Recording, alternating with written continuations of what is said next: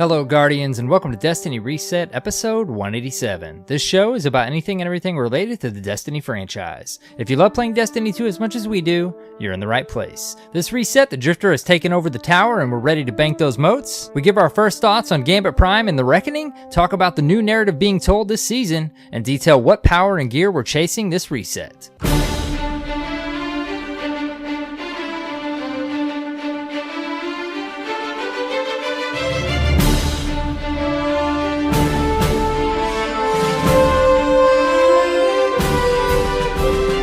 Hello, Guardians, and welcome. It's AER0KNIGHT and, of course, CyborgSasquatch. Hey, man. Guardian, what are you doing here? I'm here to talk about Destiny. Fair enough. I was channeling my inner Zavala from Warmind. Scene. That was good. Scene. That was good. New?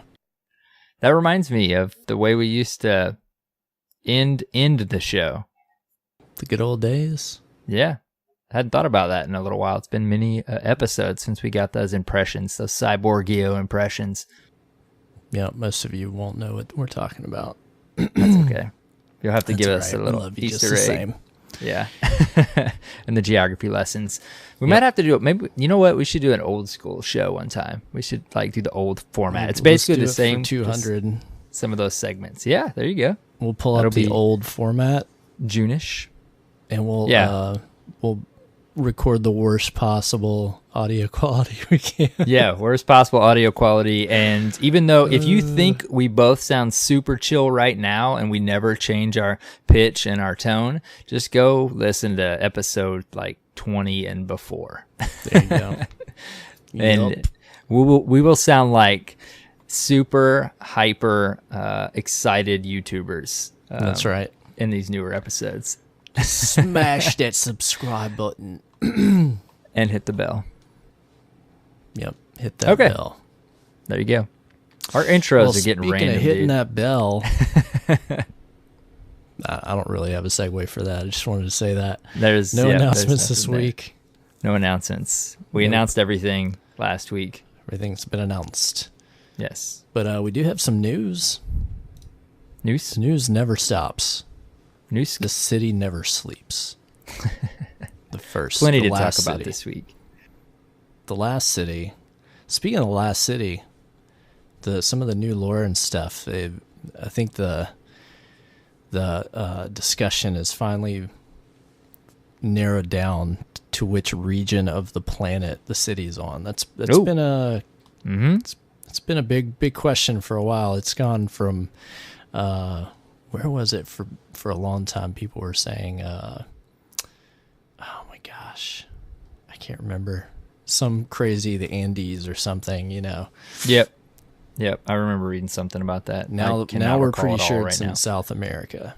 Mm-hmm. I did see that. Good stuff. Very interesting. Interesting. Speaking of, I don't want to forget this before we get into the news. There's been so much to keep up with right now. Why am I getting lore in the Postmaster? There's this crazy warlock from the Order of the Praxic Fire. Mm-hmm. She's a bit intense, in my opinion. Mm-hmm. Have you noticed the subtext of how when she gets a little heated, stuff starts blowing up with arc energy? Yes. Why am I getting it delivered to? Why are we getting it delivered to us via the Postmaster, though? She's sending us secret messages. Okay. See, I'm so far behind right now. I've been so focused on only the first. Okay. So I'm not doing what I did with Black Armory, which super enriched as we know it as it does. I read all the lore and was like, everything made sense to me. I need to do that right now because I read the first one and then I go back and I just collect it or whatever you do. Here's the thing. This is they're telling a story through that format to lead up to the quest that we're getting this reset, which is the Allegiance quest. Yes. And this warlock, I want to say her name is Aurum. Is that wrong? Sounds right.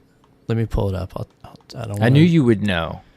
I don't want to misquote this, but pretty decent. My friends have been really on my back lately about when I come on the show and I don't know the name of anything. But then I'm when I'm playing the game, we're talking, I'm just like, yeah, this and blah, blah, blah, and that. And they're like, Why don't you know this stuff on the show? See, I remember the names, and you remember the details of the lore, so I can't remember the name of anything when I'm not in the game. That's all right. Anur, I think is how it's pronounced. Anur, A-U-N-O-R. I'm going to say Anur.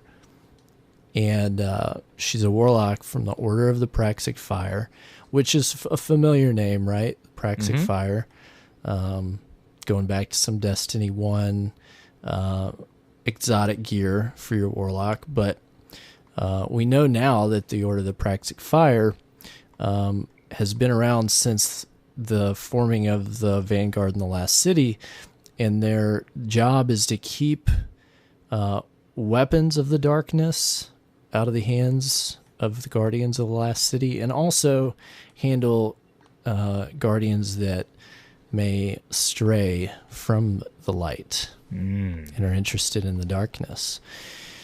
So, all this is building up to us. In last week, we had mentioned in news that there was some lore tidbits dropping, right? Some blog posts that they put up, kind of a prelude to several Season of the Drifter, and that starts this story. Warlock Anur is in some of those posts, and when we recorded last week, we had only gotten a couple of them, and they ran in through Sunday, I want to say.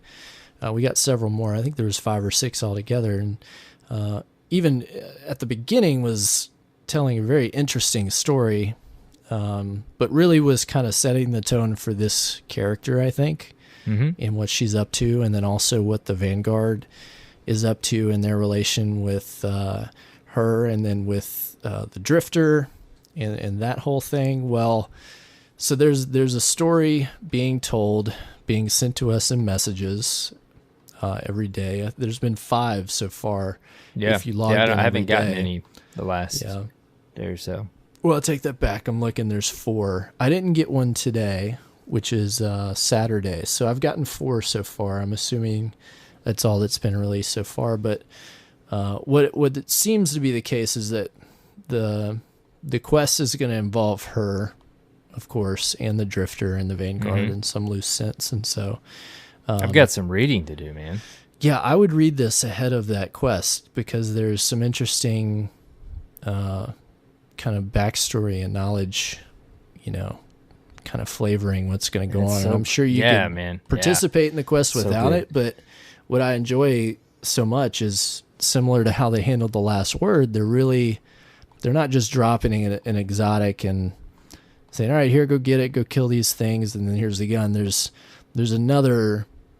a story and there's a reason behind some of these things. They do that pretty much with everything. I didn't realize. I obviously knew there was a reason. I was jumping in, grinding power, which we'll get into reset and doing other things. This playing other games as well somehow for some crazy reason. This reset, but I was getting those. I read the first one, unlocking them, and I'm like, okay, I realize I need to get in sync with what is going on right here. I'm like, I wouldn't pretend like I have any idea. I'll just ask Cyborg because I'm sure he's in tune with it right now. Yeah, and if you have any investment in the story of who the Vanguard are, if you have any interest in the story of who the Drifter is, kind of the battle between dark and light, if you have any interest in the Shadows of Yore, and very interesting stuff. Shin Malphur and Jaren Ward and The Last Word and Thorn, and all these things are tying together and are related, and is a story that's being built upon, I believe, throughout this year. It's not just a piece here, a piece there. All these things are connected. And this is not just tinfoil hat speaking. I'm saying this because, of course, there was a ton of new lore dropped with this season, some of which is available, and you can pick up and go find the lore pieces and read. That's been very fascinating, dealing with the Drifter and with the Nine, and with our favorite emissary of the 9. Oh yeah, dude, that's interesting. Very interesting. And then, too. if you're this was weeks ago too, right? Because she visited Mara. Yeah, we last saw her very recently visiting Mara. Mm-hmm. And then, without getting into spoilers, everybody feels differently about this stuff, but there is some lore that's coming that is going to relate to the Allegiance quest, that's going to relate to Thorn, and some things that they were available and I think still are available on Ishtar Collective if you want to read them ahead of those, although they'll be part of the story that's being told there, and I'm not going to spoil any of what that's about, but it's got some mind-blowing implications, and the story that we're about to get and we're going to read is just fantastic and builds upon years of work that the narrative team has laid down, and really makes you go, what? So yeah, it's crazy, really dude. I've kept in tune with some of narrative this team is stuff, doing. so I kind of like have a little bit of an idea of what you're talking about, but I've got some catching up to do. And it's so, we think we've mentioned this before, it's so easy to take for granted, like you just said, how long they've been building this up, like all this stuff that comes with these seasons on the, I guess you could say, on the back end of with the lore and all that good stuff. It just enriches the experience so much. We've said that how many times before, but yeah, and I'm realizing I need to go do some reading tonight. When they season. talked about the annual pass and how they would tell story, it would be different. That wasn't an afterthought. Right. They have put a lot of work into the narrative plan for what's going on throughout these seasons, I believe. And there's some really cool stories that people have been fascinated with in the Destiny universe for a long time that are unfolding.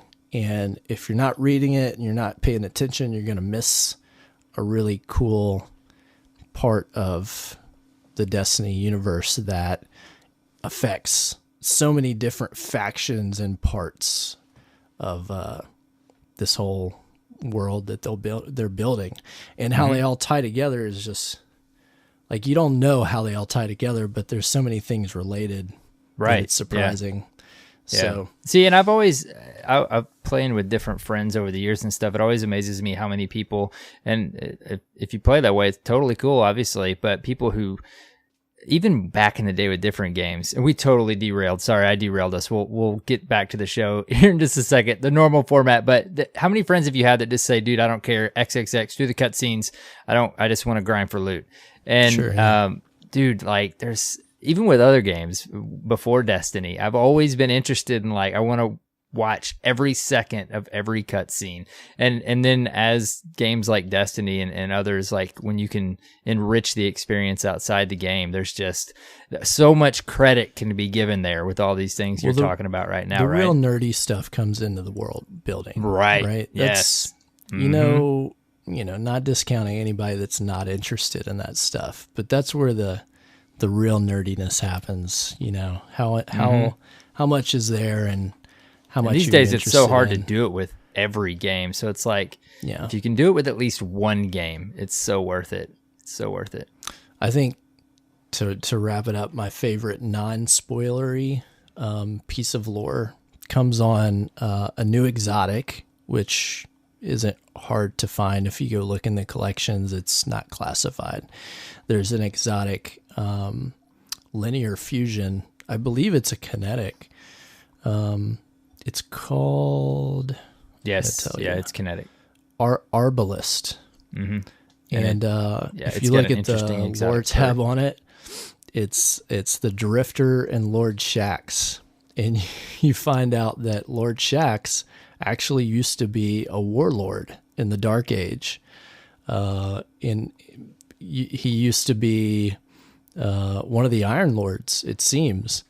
At least Drifter throws in, he says, I thought you'd thrown in with Saladin and Fellwinter. He says, I did, but I never stopped being me.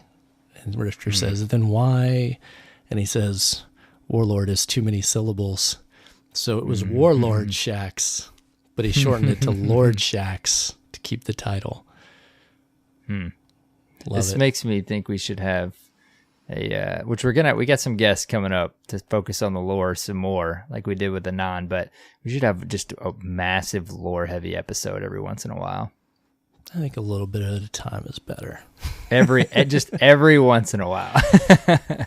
But you're right. Yeah, we sprinkle it in here and there. We definitely did with Black Armory. I think it would be, we were both super in tune with the Black Armory lore with what's coming, because I've read ahead some stuff, and there's even some stuff that we can't read ahead, right? We don't know what's in there, but with some of the stuff that's happening, I think we have plans to have a certain one or two people on, and they're going to be some awesome discussions about lore and story, and what's happening in this season is going to be really fun to keep up with. So, yeah. Well, I have realized I'm super behind. I was way further ahead in my lore for Black Armory. I've got some work to do. Yeah, just go read the narrative posts, and then go read the 4 letters from Anur, and keep up with that, and you'll be kind of current and caught up with what will happen this week. Yes, if you're listening. Thank you. Not just talking to AER0KNIGHT. I will do that, Cyborg. Okay, sorry lore. Guys. I asked a Postmaster question about lore, and I wanted an answer, and I got it, but we got some news to talk about. All right. That was news, though. Yes, that was news. But first, this week at Bungie, we launched Season of the Drifter. Drifter's moved down to the Annex. He negotiated a lease with the Vanguard. And apparently they just let whoever down in the basement. There's a book. There's a lore book that you can get if you get Vanguard packages. Each one gives you a piece of lore, and they are basically like stolen or recovered transmissions from the Vanguard and the tower. And there's one that talks about the Drifter being moved down to the Annex, and how they basically, Ikora and Zavala basically agreed to move him down there, but actually wanted to move him down there so they could keep a better eye on him, and he had a permanent place. So and I read something somewhere, maybe I watched one of my favorite content creators. Zavala was one of the members that actually was fine with him being in the tower, right? And maybe both of the Vanguard, according to the available lore right now, are both aware of and are copacetic with the Drifter being in the tower. It's surprising to me that Zavala's there's more going on any than shadiness possible. Zavala is the funniest thing I read, and we'll stop talking about this. The funniest thing I read that was just like kind of meta was that Ikora has personally, she said she personally delegated her duties so that she could personally keep an eye on the Drifter since he arrived. And that's why she hangs out in the spot that she does. Like it says that in so many words, like she's made it a point to be out there and available so she can keep an eye on him. That's great. It's really funny. That's good. I just love how they just tie that in just as a matter of course, you know. So good.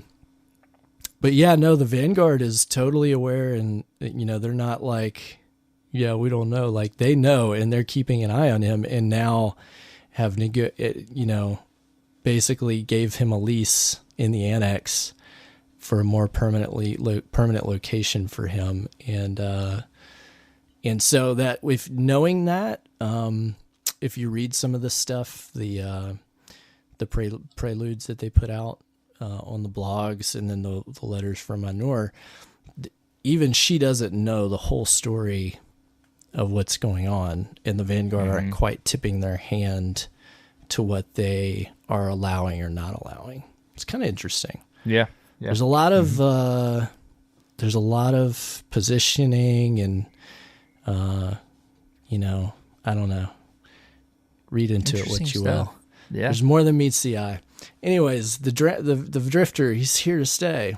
He's in the Annex, and Gambit Prime is live. Have you played some Gambit Prime? Yes, I have actually. You? Yeah, a decent bit this week. It's different. What do you think? It is. Yeah, I'm super excited about the sets. I decided I was going to go for Invader and then Reaper after that. I've actually kind of adjusted my thoughts on Reaper. I might go Sentry because there's so many yellow bars in Prime that my Skullfort missile build of like meleeing all the trash ads, there's just not a ton of trash ads. So it's different, yeah. To do that loop, like Reaper just with that build anyways, I don't know, I may go Sentry. But anyways, Prime overall is fun, man. Like it's fun.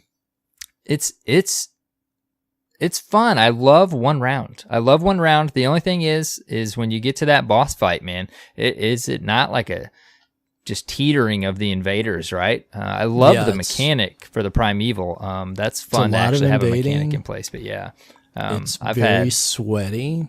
Even with the ads, I mean, the ads are beefy. Like you said, there's not as many just minors, red bars. There's a lot more orange bars, yellows, majors, ultras. You got a lot to tangle with. It's not as much like in Gambit proper, where you just have a lot, but you're just mowing everything down. Yeah, dude, I can with that build, I just can create so many moats. And I was thinking Reaper for sure, but yeah, it's definitely different in Prime. And then, so one thing I've noticed is that without any of the builds, that almost everything is really sweaty and, takes a lot of coordination. It's a lot more of a tug of war and a push and pull. I think that the game mode is going to become more interesting as everyone builds up their armor and their perk, it's going to be interesting the in between, right? Like people that have it and people that don't. The mode is built for you to at its best for you to have all these perks and these things spec'd out and be available. And some of those perks on these armor sets are, really significant advantages for those roles. Even some of the basic ones, one of my buddies built up his collector set and he said it was like night and day, once he had a ability to like get an overshield and just different things like that, just totally changed how effective he could be. And, so there's a lot so cool of depth there. I think that at first, without any of that, it's like, oh my gosh, this is like definitely hardcore Gambit, right? And then you get into the actual Primeval, and like that's half the match. Oh, it is. Spend half the match just going round and round. I played a few rounds solo, and then I played some more just last night with the Dirt Fam. And it wasn't quite as long with the Primeval as playing solo, but it still, it was a while. I do love it being one round though. Because the thing about normal Gambit, and I love that they changed it to the third round's just the Primeval, but when you lose that first round and then you got a whole nother round to win, and then you had a whole nother third round if you wanted to make a comeback, it was just, and obviously they addressed that again with the final round, the third round of normal Gambit just being a boss, but it just seemed like it lasted so long. I love in Prime, it's super sweaty like you said, and then you either make it happen or you don't, and you're moving on to the next match. I love that. Yeah. I like it. I like that. I do like it. When I said it's different, it wasn't a bad different. But they've definitely brought a mode that is more hardcore for sure for that game type. But what I think the map's a little rough though, right? I am not a fan of that map. No, man. It's just there's too many. It seems very invader friendly, I guess is what I would say. And now there is a new map coming March 12th, Deep Six. The one we're talking about is New Arcadia. And I think what I don't like about it, it's really big, right? It takes some time to get from one end to the other. In the middle section with those multiple levels can really like...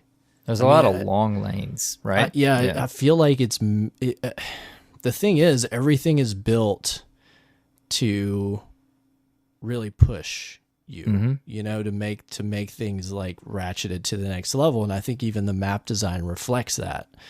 I'm very interested to see how this mode plays on some of the other maps like Emerald Coast and stuff that they're gonna drop it in Legion's Folly.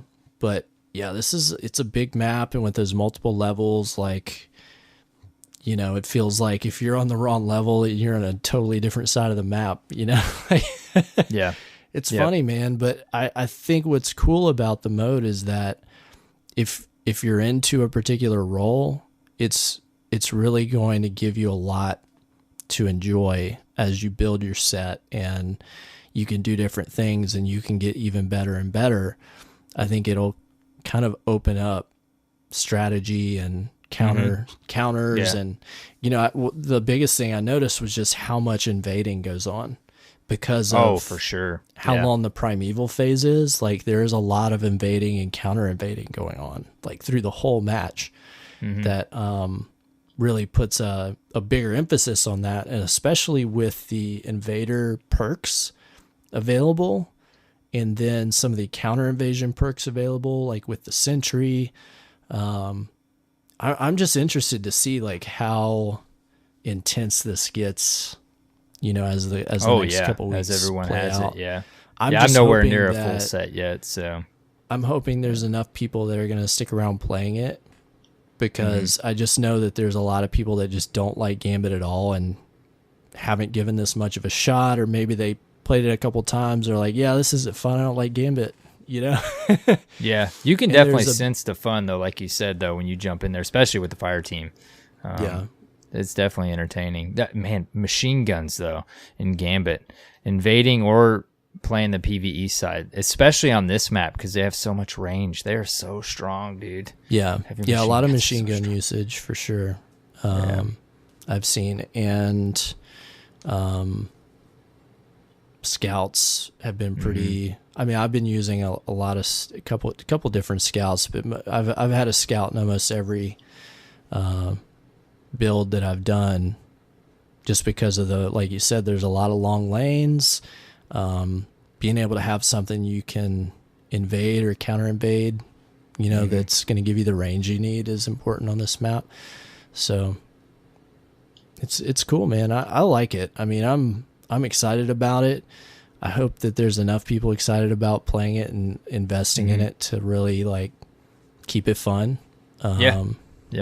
We'll see. I agree. Gambit is fun, man. Yeah, it did make me wonder too, because it is exciting to finally see these sets, these gear sets in Destiny. It made me wonder. I was like, great, we'll start seeing it other places, this or that. And then I got to thinking, like, really, where else could we see it? Like, really only on the PvE side of things? But Gambit is just built for sets. And it made me wonder, like, really, even on the PvE side, as much as I want to see more sets, like we've always talked about with Iron Banner, like, how could you do it, especially with PvP? How could you have, you could not have perks that potent in PvP, I think you right? could, though, because if you think about, if you strip away the ads and everything else, and you've got a PvP mode. Right. Yeah. It's to just, an I don't extent, know. it's just how much people are going to enjoy it. But imagine, if you will, like a capture the flag mode with this much depth and mechanics built into it. You could definitely have some armor sets with certain roles and emphasized or rewarded certain, you know, types of builds and things like that. I don't know if they could be. I think there is a lot they could do as Gambit. Yeah, I don't know. And it may not be built for hardcore competitive, but imagine if, I mean, let's think back, right? Destiny 1 Trials of Osiris, you could get armor sets that had perks that would let you revive quicker. I love that, dude. You know, there were certain perks that were built. I think there could be. You're activities. right, subtle ones. Yeah. I just think that this is a bigger investment into a particular mode with this type of build out that we've never seen before. But even as far back as, Destiny 2 Year 1 with adding perks and mods for the raids and stuff, they can do this. It's just that they've never built activity that involved PvP. But I think that this is a good experiment, and I think they could have some fun with it. Oh, I agree. I would love to see more sets. To seeing them do something more outside the box with PvP, that they could come up with some pretty cool stuff that really, I guess, like went after Destiny's strong suit, which is like gear and gear sets and building loadouts and building gear sets and tinkering and kind of creating the way that you want to play. I mean, that's already there in the sandbox, but it's even more fun when you have it for a particular mode or activity that you really like and want to spend a lot of time in, and can get into like a gear kind of loop like they like to create, like do it, get better loot, get better at the activity, get better loot, right? Yeah. Yeah. I think I would love it. Don't get me wrong. It's tough with PvP because it's so competitive that people get a little bit out of shape when there are advantages. Well, that's what I was going to say, dude. I've even recently seen in my feeds complaints about particular mods for armor, and it's like thinking mods, about this and that. I mean, it's part of the game. There's a time but to and a think place about for that. I think that there's for the comp playlists and stuff like that, where you want a more pure, strip it down, competitive experience. Like, it needs to be stripped down. I even think Destiny could benefit from a PvP experience where there's less options, so that it's more about gun skill and movement skill and things like that, and still have some of the elements that you have in the sandbox. But okay, let's you can only wear certain types of armor that you get from it, or it negates certain mods. I don't know. I might be. It makes me think like heresy right now, but no, it makes me think like competitive could honestly take on some aspects of some other games, to where it's not fully bare bones. Competitive games, Halo, Call of Duty. Not, let's say, not fully bare bones, but you still the whole point. I mean, Destiny, you have supers, right? You're a guardian, so like, what if you only got one super in competitive or trials round? Like, you only got one. You couldn't, and I'm not saying for the whole game. I'm saying there might be something there. You just kind of got me thinking about like stripping it down. You had to pop that super at the right clutch moment, and if not, you just wasted it for this period of time. It's not going to regenerate, I don't know. We're talking craziness right now, but it does seem like it. It's tough because what Destiny is and then what some players want don't always connect, right? Right. There's two totally different things, right? Destiny is, at its core, right? It's the looter power shooter, fantasy. Right? I'm going to say that term. And then it's also, a space magic fantasy, right? There's kind of some tenets that prop up like its identity that that shouldn't be violated, right? Otherwise, it's not that game anymore. Right. So I think it's tough for Bungie to create experiences that do everything for everybody. And that's why I think that, we talked about on the show, like they're leaning more than ever into what makes this game what it is. Let's do that more. Yep. Let's not try to make it be a little bit of this, a little bit of that, and not do those things well. And that's things like Gambit and Gambit Prime, while they're new and kind of mold breaking, they're leaning into what makes Destiny fun. Now, the things that make it fun aren't fun to everyone, but they're probably fun to a lot of people. Like they'll let you express your lethality through space magic and magic guns, right? Well, that's the thing right now is we've been saying it for a while. They're definitely leaning into the PvE power fantasy of the game, and it's absolutely fantastic. And it's super fun. And the thing is like you said, there's so many different types of people that play Destiny. PvE has always been a massive side of the game, more populated in a lot of different time frames. But then you slowly get into that conversation of me and, many other Guardians right now are like, where's the PvP love? Where's the PvP love? And maybe that's the thing. PvP as a whole is almost like a little mini version of what's going on inside of Destiny, the entire Destiny game right now. It's like we do still want our power fantasy and PvP, but the competitive community also wants it. Once the competitive stripped down, not fully stripped down, but a competitive scene. And there is a big PvP scene out there, right? So it's almost like it's the classic it's almost like we need this other little world over here just for competitive and trials where we don't want to mess with any of the PvE side of the game. Just give us this little world where I think that the PvP aspect of the game and the community, I think it's a tent pole.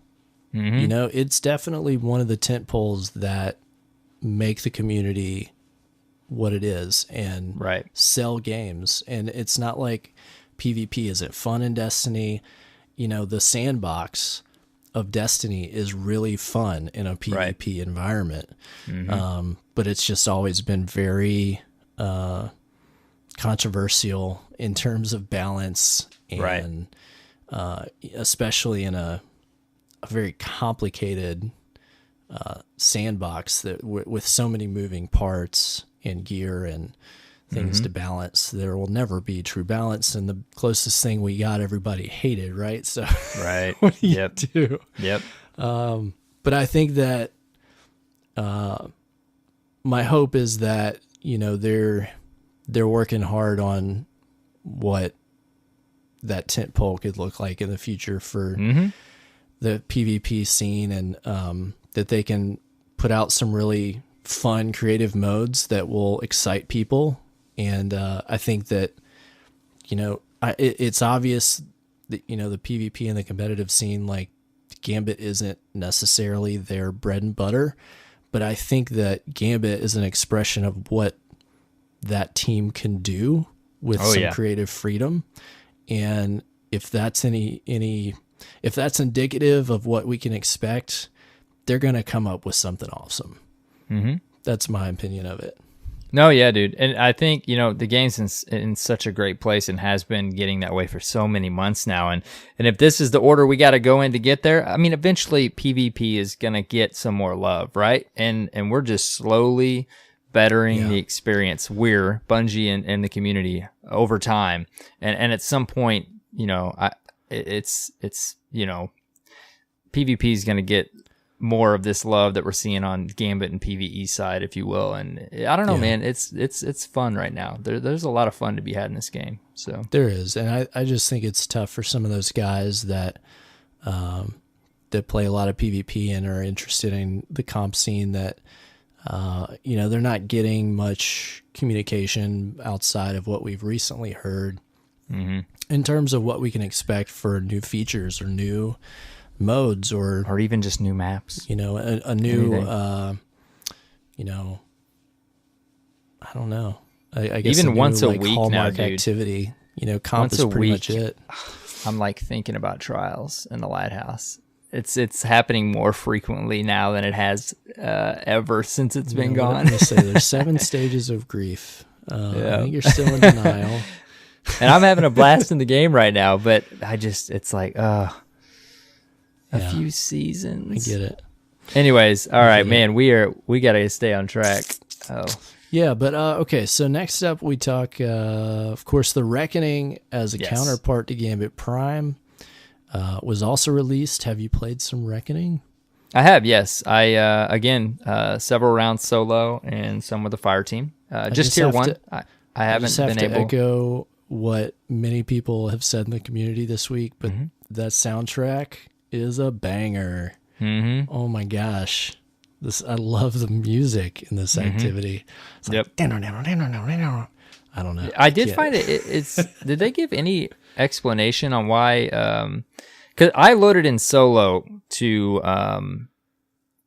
in progress. I think everyone I loaded in solo was in progress. But is that supposed to happen? Because it says you're joining a public event. It's almost like you are in a patrol. So what's cool about it and what's different is that if you load in as a fire team, you're going to go into a fresh start of an activity. If you go in solo, it's like it's just constantly running on a loop. So you might jump in on a new instance, but in all likelihood, you're jumping in with a team that needs somebody and it's already live. Because once you start it, it just keeps starting over and over. You don't have to tell it to. Yeah. It just goes and goes and goes. And I think that's cool because it encourages you to just jump in. It's a short activity for the most part. At our current level, the only thing that stinks is if you come in like very late at all, you might as well just do your chair emote and sit there and wait till you can restart it. Yeah, for sure. You can jump in and shoot some baddies for a little bit and try to help out, or you can just wait for the next one to start. But you're not waiting very long. Not very long. It's on a timer. But I think that probably was smart because it's going to be a lot easier to keep to match make on an activity like this. That it's not the main activity, right? It's not a Crucible match or it's this or that. So it's going to be easier to drop people in and out, I imagine. Yeah, and I like how you said once you find a good fire team, if you are running solo, you can just play it over and over and over again. Yeah. I think it's really cool, and so what plays into this and why you want to repeat it. There's more than just your mote synthesizing, but at least so far, what's been discovered on the tier 2 version is that you can farm it for the new Gambit weapons. Those have a chance to drop. It's almost similar to EP in that killing the boss for the tier 2 can drop you some of the new legendaries, and then they have curated versions of those. So this can become a farmable thing, but it's also, of course, built into that loop and getting your new armor for Gambit Prime. Yeah, it complements it well. Yeah, so I think it's interesting how they built these to work together and how they we haven't really had something like this, right? Outside of, destinations, maybe like the Dreaming City where, okay, you do different stuff and you can do anything there and you'll get an armor set there. But this is more of like a to B to A to B to A to B back and forth throughout the week, right? And you can do just one or you can do just the other, but they complement each other in a kind of a unique way. Yeah. But definitely. I love the palette. We've seen this before back in year 1 Destiny 2 with when you would go to, I don't even know what they called it, the unknown space, right? You don't know where the heck we are. But I don't know if this is salt or sand or snow, but just the palette of the region that you're in is really cool and unique looking. And when you do the tier 2, there's like cool voice lines you're getting from the Emissary of the Nine and stuff. And of course the soundtrack. And then the gameplay is fun. Like it's hectic and intense and you're dying a lot, killing lots of ads and racing against time. And it's pretty cool, man. I'm a fan. Yeah, I'm enjoying it. I mean, I like any wave-based horde mode, and this is definitely scratching that itch for me, right? For sure. Yeah, I'm enjoying it. I will say the actual acquiring of the Gambit sets and stuff like that with the synthesizer, like it's classic Destiny. Like it doesn't fully explain it to you, and I didn't watch anything, so it like took me a minute, and then I thought I lost my moat at the end of one. But of course you can get it back, or you can just leave it in the bank. But I'm like, I was playing with randos, and I'm like, we didn't beat it. Did I seriously just lose my invader moat? But I didn't. I figured it out since. You can get it back. It says you're wagering it, but you're not really. Right. It'll come back to you. It'll go to your postmaster if you don't pick it up. Yes. But yeah, it's cool, man. And I like how it's going to build up over a couple weeks, you know, tier 2, tier 3. And then that's how you get the better gear that has more points on your set. So you can get the better perks. It's pretty cool. And the whole synths, that you know, you can get those through bounties, or you can actually get them through, if you complete certain actions in Gambit Prime, you'll get those synthesizers. And those, if you do that as well, it also gives you a drop chance at certain guns. I couldn't find, it might have been a tweet or on Reddit, but somebody had put a list and they're like, I've noticed, okay, you do this, you get a chance at that, you do this, you get a chance at that. It's for different, you know, invader, sentry, collector, whatever. So I like how they've built in kind of those hidden mechanics, right, that are there for you to find. Like, you know, I know if I do this, I can maybe get a drop. It's fun. Yeah, no, I agree. Yeah, I'm enjoying it. So we had tier 1 of the Reckoning, and then tier 2 went live on Friday. And then tier 3, they've mentioned, is considered in-game content requiring power level 68 to enter, and the activity is set at 690. So definitely going to be some higher level stuff there for you to pursue if you're interested in that, and that will probably drop the best gear, one would assume. This coming reset, we've got the Thorn Quest kicking off. They said a mysterious spot in the EDZ holds a clue. Seek it out to start your journey in search of the hand cannon shrouded in darkness. So it's going to be a little bit of a search for how we trigger the quest, but I'm sure people will find it in pretty short order, right? Oh, yeah. And then as well, the Allegiance quest will become available. Gives you a choice: stand with the Vanguard or cast your lot with the Drifter. The choice is made per character. And then we've got our season schedule. We saw this last week that kind of lays out what else we've got coming. March 15th, which would be the Thursday after this coming reset. We've got Invitations of the 9 in the Reckoning tier 3. And then the following reset, March 19th, the new Gambit Prime Legion's Folly activity. So great stuff. Look forward to. Can't wait. Plenty of stuff, man. What else? Bungie Bounty coming this week at us. Gambit Prime Bungie Bounties. We get starting with Xbox March 13th, PS4 March 20th, and PC April 3rd, all at 10 a.m. Pacific. If you want to get a Sign of Mutual Combat emblem, go find the Bungie team during those 2 hours the bounty is live and defeat them, and you can earn that emblem. Next up, over in Destiny player support, they've got some articles up, support resources for some different things, including Season of the Drifter, Gambit private matches, known issues for Season of the Drifter, and of course the 2.2.0 patch notes, the patch that dropped this past reset. They also have some issues going on with weekly bounty resets, specifically Ada1 and Petrovenge. They offer weekly powerful rewards. However, for some players, they did not reset at the proper time. They're going to reset every Sunday, starting at the daily reset on March 10th. And then from then forth until they patch that's when you should expect those to become available. I couldn't pick up my Ada weekly bounties at reset. Kind of bugged out, but my Petra one worked. So I got that. We had something similar. Was that last season? We had something similar to bugged out reset. And that was when they launched the new system, wasn't it? That we had bugged out stuff resetting. I thought maybe it was all the way back. There's when been the new something every started. Season. Let's be honest. yeah.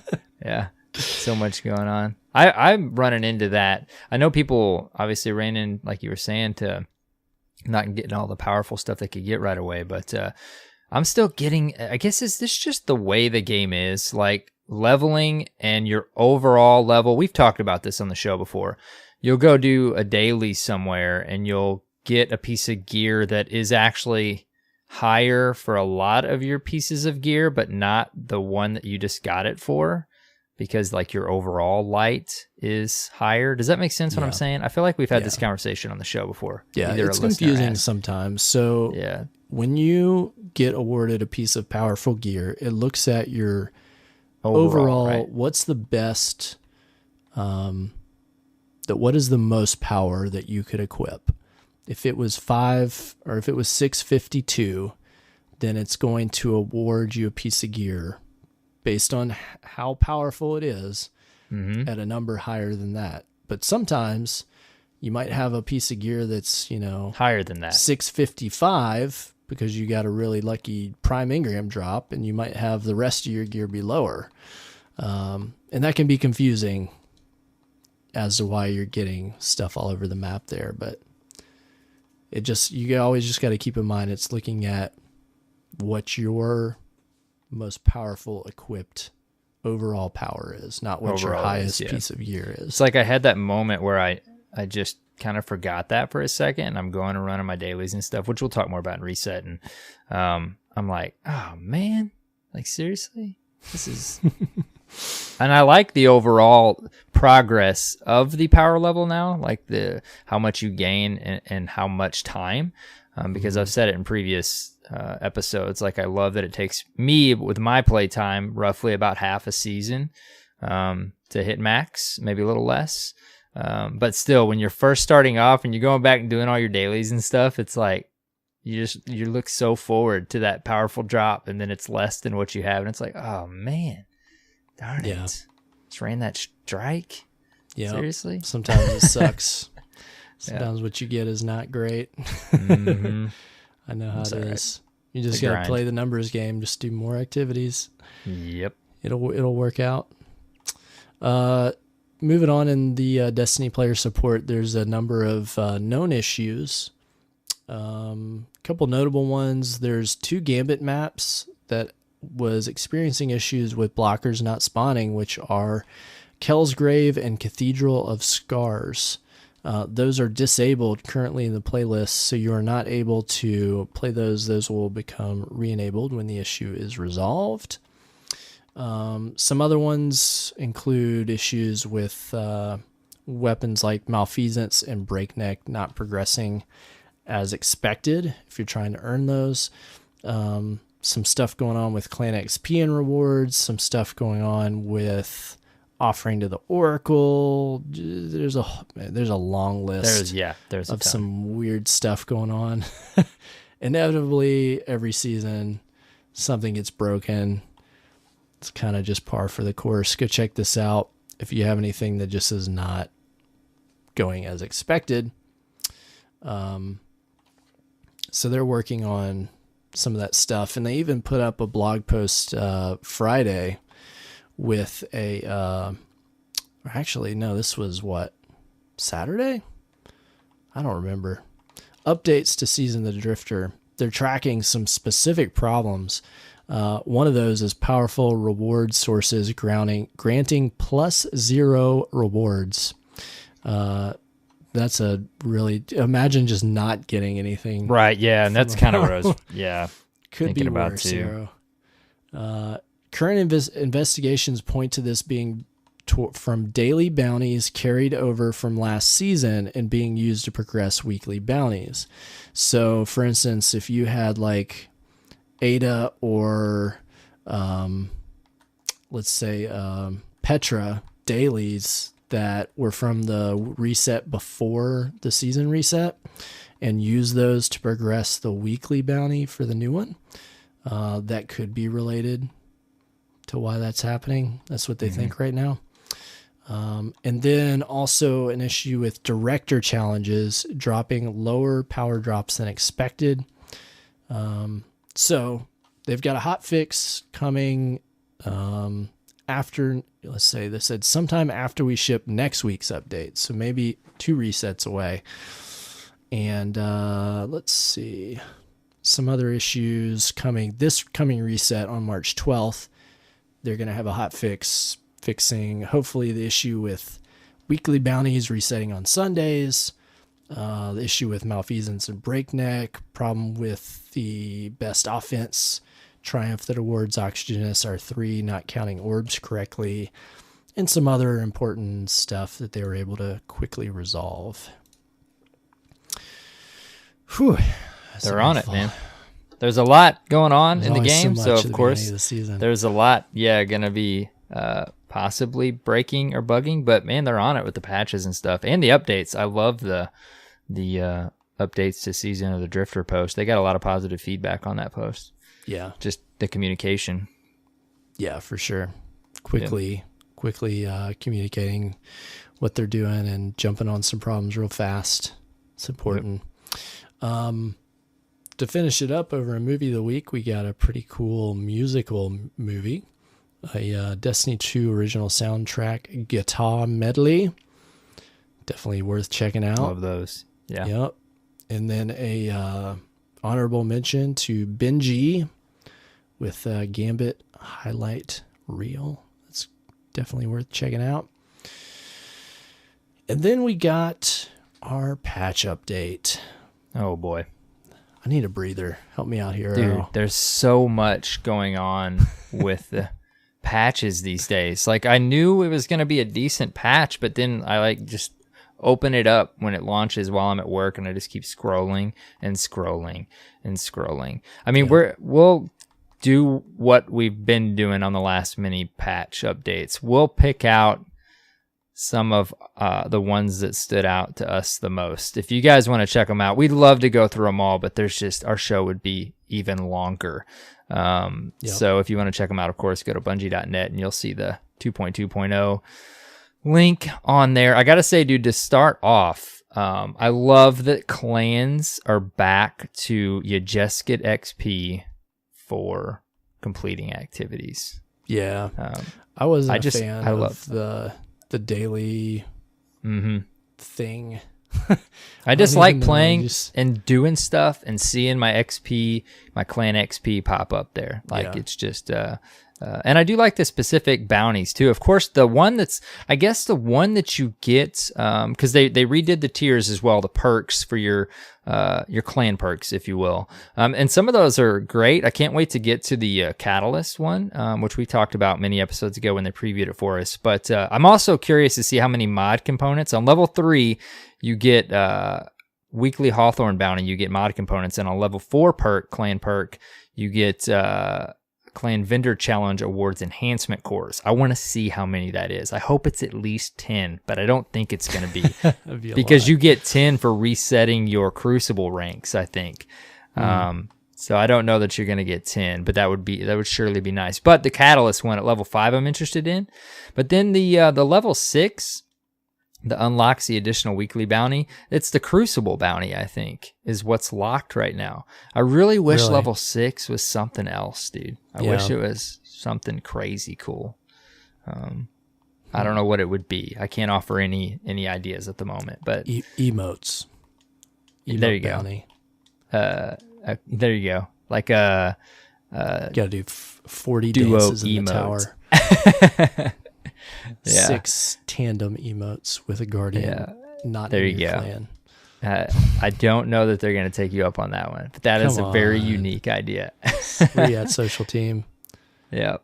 Of course, next up is Shotties. I can't even talk about Shotties right now because I have no idea. I haven't even watched any Fallout videos yet. I don't even know what to think right now. All I know is on the PvE side, my Aikilo Shotty definitely feels slower. It's still powerful, but I can definitely tell it's slower. And on the PvP side, from what I heard, every one of those full auto Shotties that I grinded for, I just don't know. I've heard they're not necessarily what to go for anymore. I don't know. I can't even comment on Shotty. They're not unquestionably the best DPS for single target anymore, but they're still viable. I mean, I used the Aikilo shotgun, some Gambit Prime. Still works great.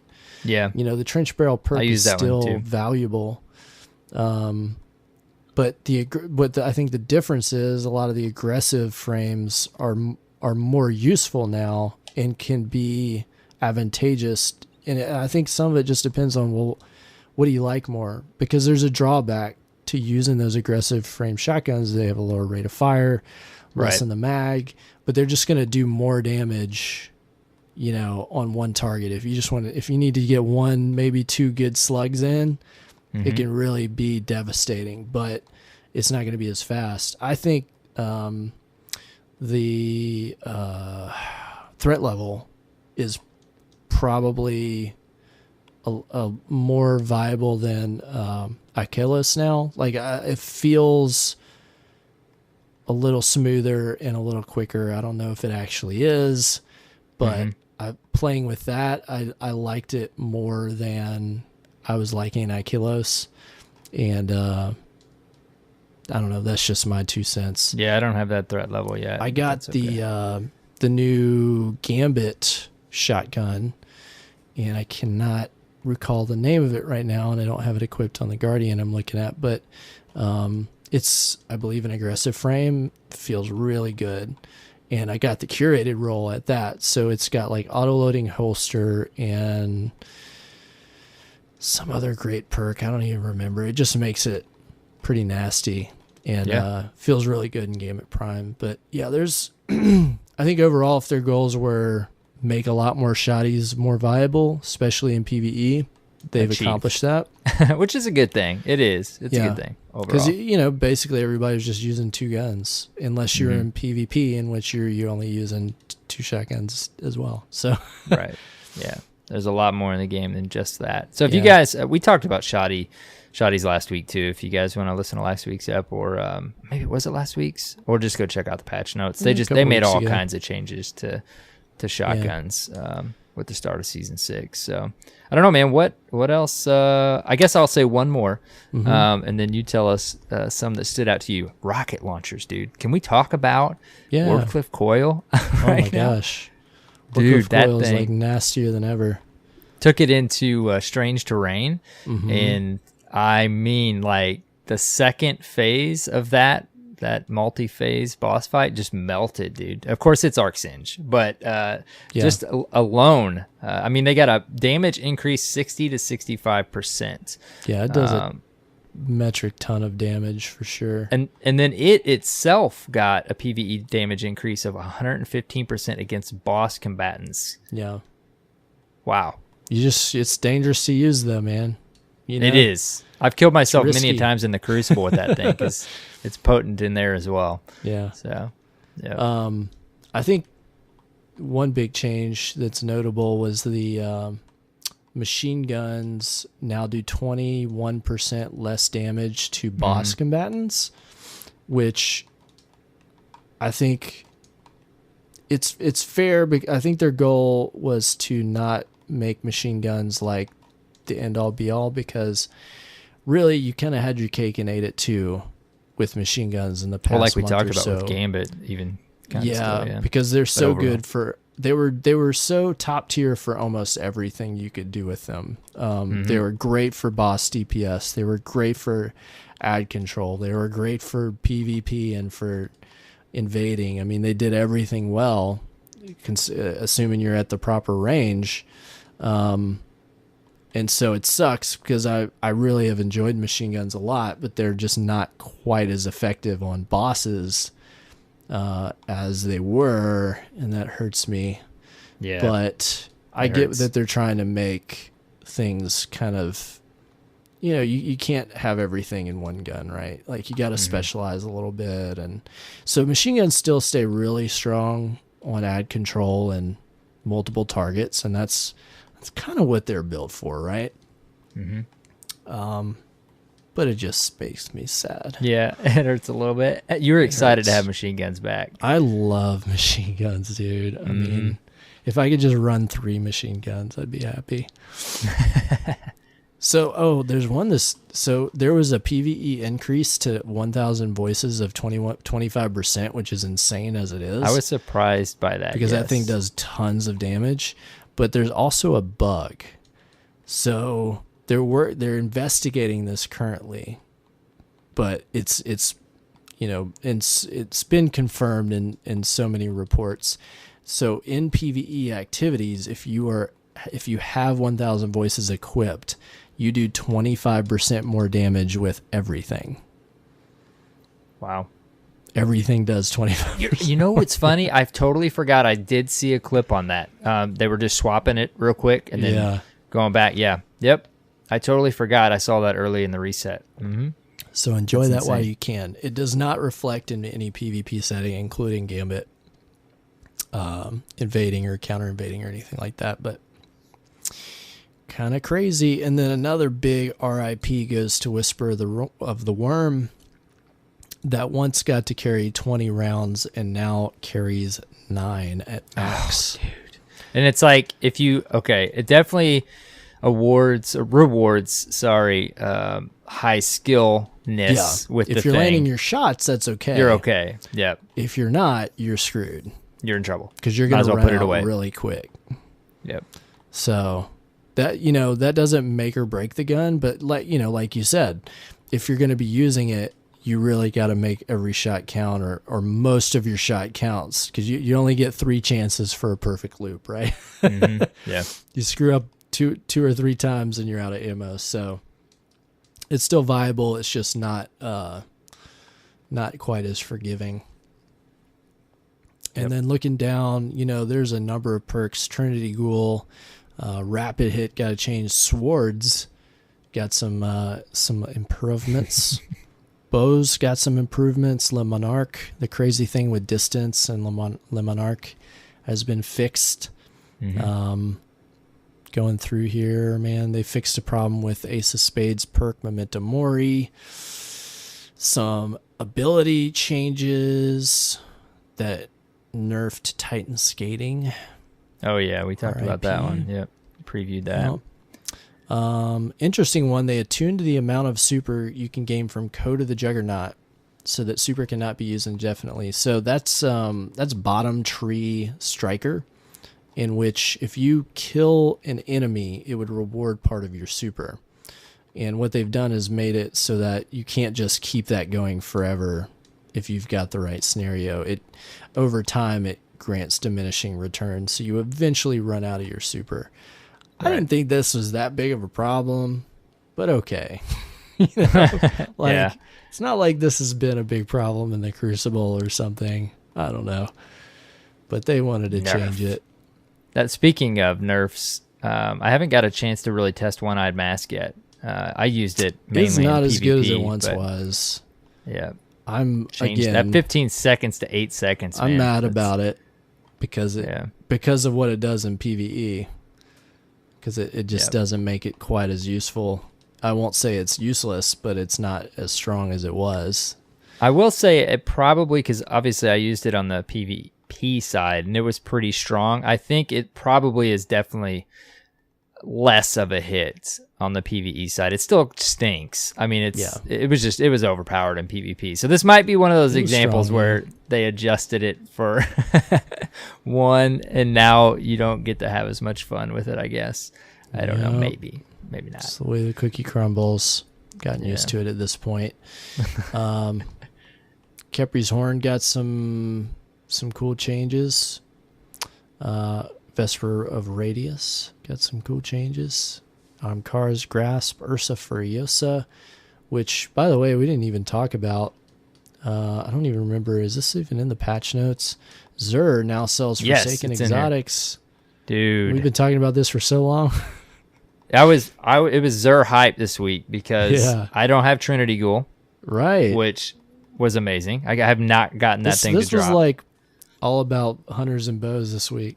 Yep, and I didn't have Oath Keepers, dude, which they don't have any bow perk on them, which stinks, but that's okay. That does. But I think it's kind of cool that he sold both of those, right? It was awesome. Yeah, I picked both of those up. It was so cool to be excited about Zur, dude. I so think I'm totally fine with the drop rate of exotics right now. Honestly, they're exciting to get them.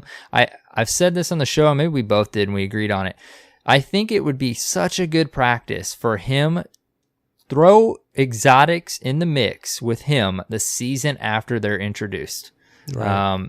I think it would work so well, dude. And it's just of course he's going to have the 9 bounties or whatever coming up next Friday, but it's just cool to be excited for a possible exotic that you haven't gotten to drop yet. And that was me this week for Trinity Ghoul. I just could not get that thing to drop. I've seen so many clips on it, so much fun. I know it's not like super powerful really on either side of the game, but I've seen some really cool things done with that by Cool Guy in the Crucible. And yeah, dude, I don't know. It was just exciting to be excited about Zur. Did he have anything you needed at all? He did. Well, for probably maybe 2 months, I've had every other Titan exotic. And I don't know whatever happened to that exotic duplicate protection they rolled out, but I haven't gotten those Ursa Furiosas to drop, and I've had countless exotics since then. I mean, but between 10 and 20 have dropped, and I couldn't get that to drop. And so I was stoked when that finally popped up. Oh, yeah. I haven't had it. Very cool. Yep. So I got to pick that up and play with it in a little bit in PvE since Zur came on Friday. And so I was excited. I got something new out of it. Poor it's Warlock's like there's not maybe not much. If he sells too many in a row, it might go away quickly, but it's just exciting. Like I said, it's exciting to be excited for a Zur visit again. Yeah. And there's a few Warlock and Hunter exotics I don't have yet, so none that he's selling this week, but I'll be excited, to keep an eye on him and hope he sells something new. Well, we used to get pumped for him every DLC release, and then they changed it to where you can't sell the stuff anymore. So I get it. I do get that. I just think it would be cool if maybe he did it the season following. But I don't know. I still looking think at the patch notes, like how little there is to do at Zur, But they also mentioned he's not in his what are they called? Faded engrams. Those are not including Forsaken exotics, but it is going to be updated in the future to include those. Those, man, I honestly would be fine if those weren't there. Because I feel like that in the structure of the season following let him sell the previous season's new I think they exotics. would just have to be a lot more hands-on like they used to. Yeah. And denied. Because you're guaranteed what you don't have, what right? he sold. Yeah. That's it. Yeah. For each class you were. Okay. You could buy, and he would only give you stuff you didn't have. Yeah. I would honestly be okay if they got rid of those. If he started selling stuff. I think it's a cool idea. I mean, if you got the kind of shards to throw down, like. Very true. That's very true. It is one. Yeah. A week. It is very expensive. I did kind of forget about that aspect of it. They were what, 97 or something, Yeah, I say very expensive. To probably many it's not, but to many more it is. Depends on your personal economy. Yeah. But anyways, Black Armory papers, every completion. Yeah, you can get Black Armory papers from any completion of Gofanon or Bergusia forges now. If you didn't get those, they're a lot easier to pick up. Those are worth having because you get a cool cutscene if you find them all. Yes, talked about that before. Very cool. Moving on, they talked about rewards. Power cap, of course, was raised to 700 now, which is fun and all if you want to chase power. Ethereal keys from Last Wish have a maximum stack size of 5. Let's see what else. They, I don't know if this is in the notes either, but they doubled the amount of glory earned and lost on Tuesday of this past week. It was 40 and it's 80 now, I believe. Yeah, because you used to have to hit like 21 for Fabled, and I think you have to hit, I've seen now, I don't know for sure, it's right? 20. It's either 24 or 25. So it affected, obviously the rank you need to reach to hit Fabled. Interesting. Yeah. I love the way, I guess I'll say it now real quick and not say it for reset. I love the way they did the Pinnacle quest this go round. You just have to win and you have to reach Fabled. So you do have to dip into comp and hit Fabled. But the only other thing, and it's a triumph, so it's across all characters. You just got to pick up the bounty. You just have to win. And this is really cool, man. It's competitive, gets you there quicker, and Iron Banner gets you there quicker in your win percentage. But you can still play. Yes, it says it on the tooltip. Yep, you can play Iron Banner, that's a neat idea for Iron Banner to give it some relevance, Yeah. And then, of course, you can do quick play and it won't progress as fast. The other thing I noticed too, this season is the Gambit and the Strike pinnacle rewards. They made those a triumph as well. Yeah, I thought it was a really smart idea as a way for them to handle things being account tracked. And I think this is why they did it. So that because triumphs, of course, unless it's specific for a class, are tracked across your account. And so if you're performing activities, then it's going to be tracked on whatever character you're on. And thus, when you complete the requirements for that triumph, you'll earn the triumph, and then you can use the bounty fulfilling that triumph being unlocked to pick up the item. I think it was a clever way of doing it. And also making it so, you didn't have to worry about the bounty expiring at the end of the season, this and that, right? Yeah. It was just weird that they fixed it for the Crucible Pinnacle weapon and made it a triumph last season, but they didn't do it for the newly introduced Pinnacle weapons. I love this. Now, I think we were just talking about it with CJ last week. I was like, it stinks because I kind of have seen a pattern already with myself. I save one or two of them for like later in the season, and that's when I want to switch over to one of my other characters. And this is fantastic because I will do that now. I'll switch over and level that character up while I grind for one of these pinnacle weapons. Yeah, you want to be able to swap and like, you want to be able to synergize where you're spending your time, right? It's like, okay, I ran out of all the powerful engrams this week, but I still want to... progress. Let me swap to my Warlock or whatever and play some more comp and work towards that, or run some more strikes and work towards that, right? And not just keep running stuff over and over, getting no rewards for it when you can get rewards on those other characters. So I'm glad they paid attention to that and came up with a clever solution, to allow us to do that.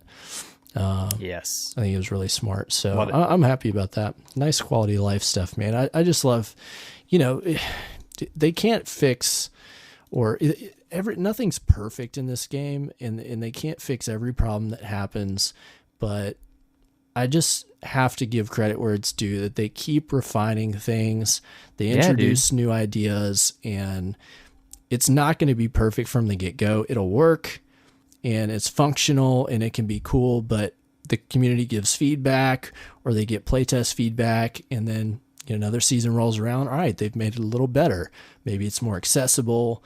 Maybe it's a quality of life aspect. And I appreciate that they are continuing to take that feedback and implement it in ways that they can, and just make the game more fun and better for the players. Yeah, dude, and they're communicating it. They're doing it pretty darn quickly. And I mean, we said it how many episodes ago, but with Forsaken and Beyond, even before that, like they're just fine tuning and making the things that were so close, like they worked good, but like they're just fine tuning things now to where they work super great for the way we play the game.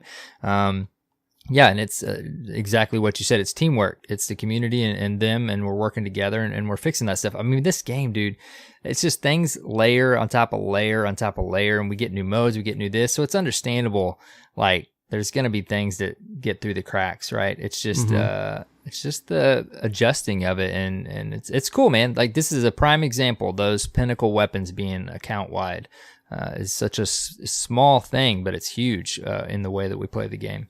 Yeah, so.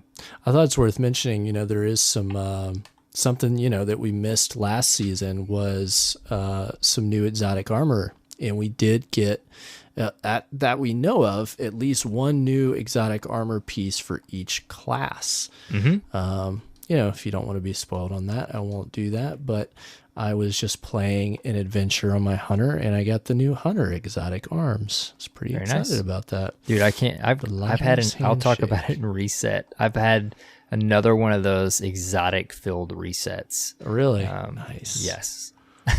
Gotta love that, man. Yep. Yep. So moving on through these notes, we'll try to wrap this up quickly. There was some, vendor updates, some new stuff, improvements over at Mr. Lord Shack's. That hand cannon, dude. Yep. Sorry. Zavala's hand cannon. Zavala's hand cannon is the one, right?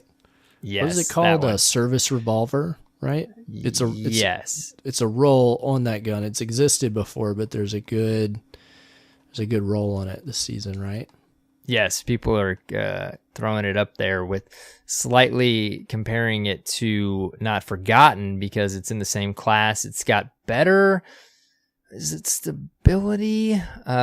Pretty close to the same range. Of course, the only thing is it doesn't have that pinnacle perk. I call it a pinnacle perk. That's Gambit Prime, but that perk that Not Forgotten has, of course, that makes it extremely nasty. But still, how do you get this service revolver?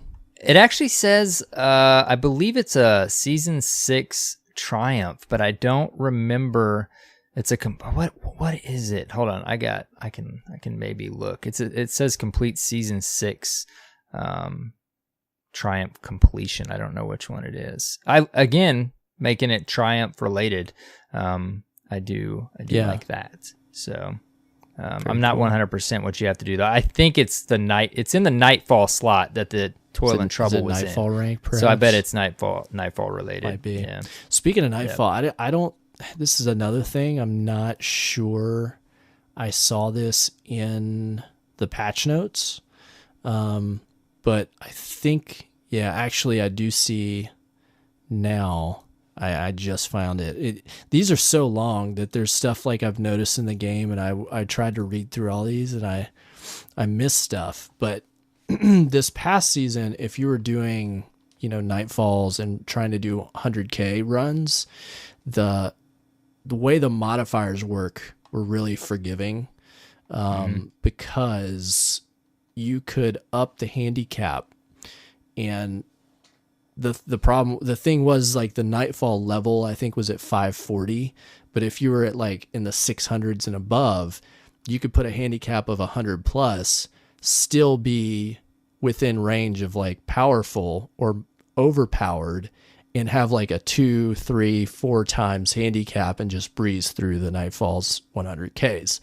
And I did that for a bunch of them, getting the triumphs done. It was super easy last season, but they've corrected that this season. So now the challenge card requires a handicap of 100 plus to begin applying a handicap score multiplier.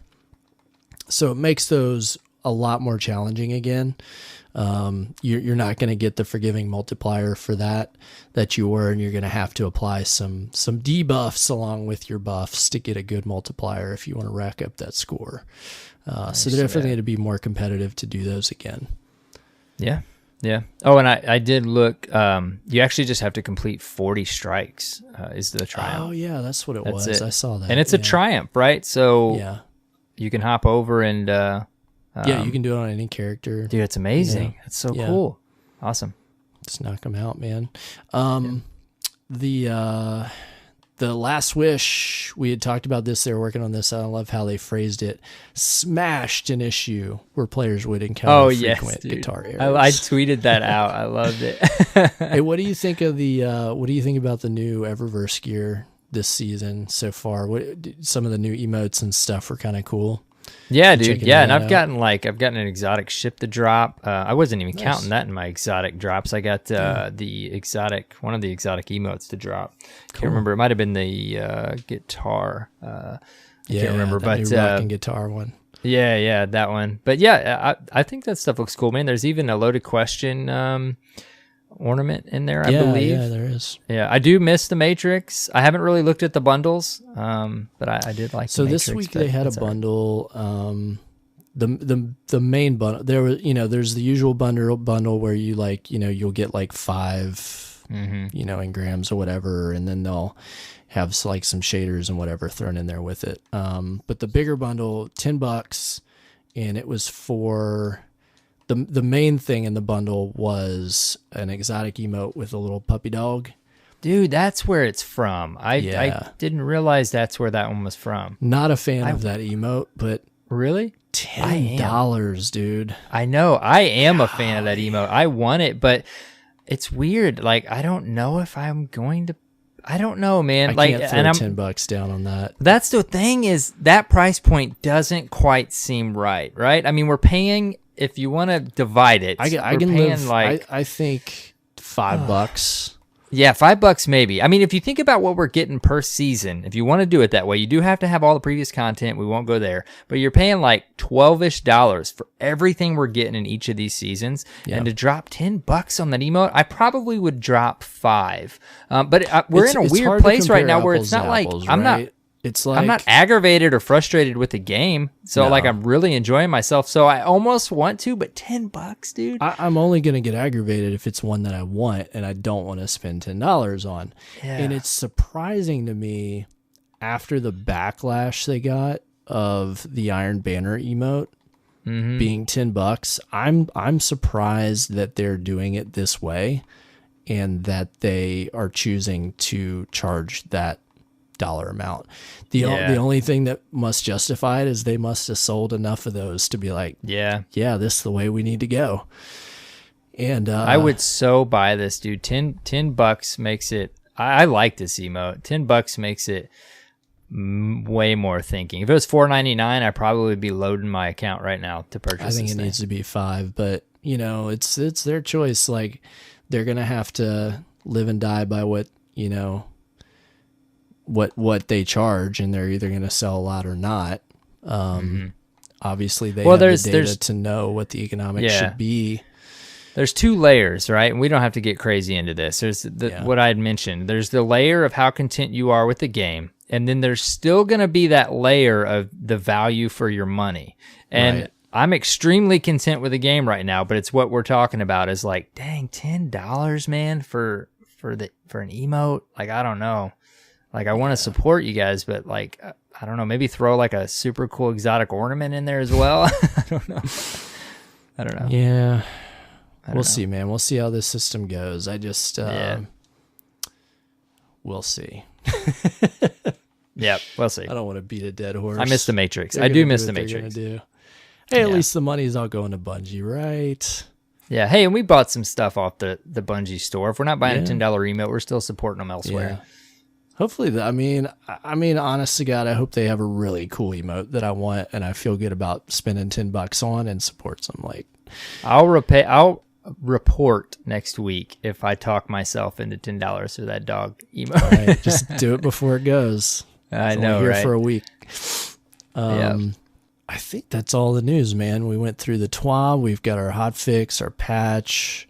There's been some other stuff that we didn't talk about, data mined, about possible content or exotics and stuff. And we're not really going to go into that, as we've talked about time and time again on the show. We really don't want to spoil anything that isn't in the game already.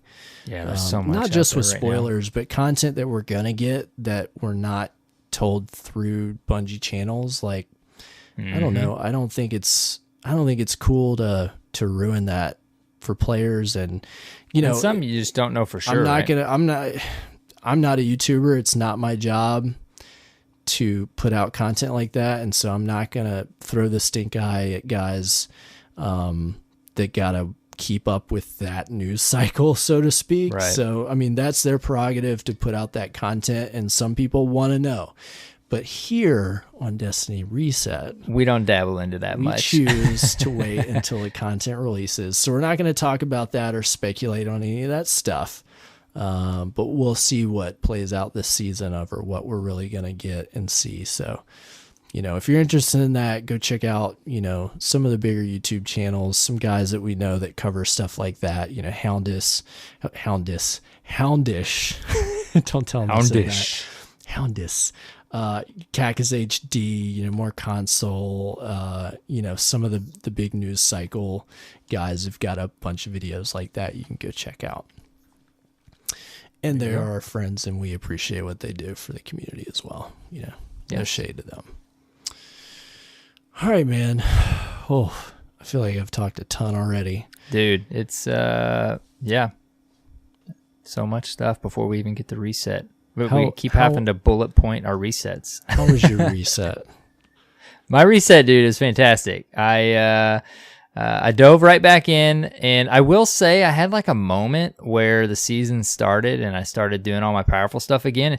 It did. I remembered back in the day when we were saying like, come on, like when DLC comes out, make all the old stuff still relevant. And like we can level up that way and not just have to do the new stuff. And we totally live in that world now where we can go do all the things we've been doing and level up to prepare ourselves for the new stuff. But I did have a moment where I was like, man, I don't know. Do I want to go do the Flashpoint and then the visit the Dreaming City? I just had like a brief moment. And then I went and started it, and I'm like, I enjoy this. Like, I have fun leveling my character. It's a good time. It's the structure of the game. I don't know why that like hit me for a moment, but I jumped in, man. I've done like almost all of my stuff for my Titan this reset. Of course, some other stuff will come up, but I think what maybe sweetened the deal a little bit more is, like I mentioned, I had exotics raining this week. I won't say there was. I probably had 3 or 4. I got my very first competitive solo match. I don't remember if that might have been one of the very first things I did. Two-tailed fox dropped for me. Nice. That was fantastic. Didn't have that, of course. And then I also got, not too long, this I think was all in the same play session. One evening, it might have been Tuesday or Wednesday. I was playing, I went and did the quest, the powerful quest on the Dreaming City. Killed one of those bosses, one of the 3 you got to take out. Exotic engram dropped, Heart of Inmost Light. Did not have that. That was like, you got to be kidding me. And then I did something else, and I got another Insurmountable, which right now is huge because these are all powerful drops, of course, every time you get those. So I did, obviously I had that, but it was still a powerful drop. So I got that. And then the Zur visit. Of course, I mentioned I got a couple exotic stuff from Eververse. That's a little bit different. But then the Zur visit, dude, and I got Trinity Ghoul and Oath Keepers. It was like exotic week for me. Nice, man. Yeah. So that's what happens. Super pumped. It's that phenomenon. We've talked about it. You've been playing Spider-Man, and the game algorithm kept up with your playtime. And you put some more hours in, and they make it rain, dude. We've been talking about this for years. It always happens that way. Yep. It's like a feedback loop they build in, so that it is like they're probably even checking what we're playing. We're making hit those dopamine receptors. Real nice. So funny, dude. Yep. And this is what happened to me like 3 or 4 weeks ago. I got like 4 or 5 in one reset, and then I just had kind of a little bit of a dry spell.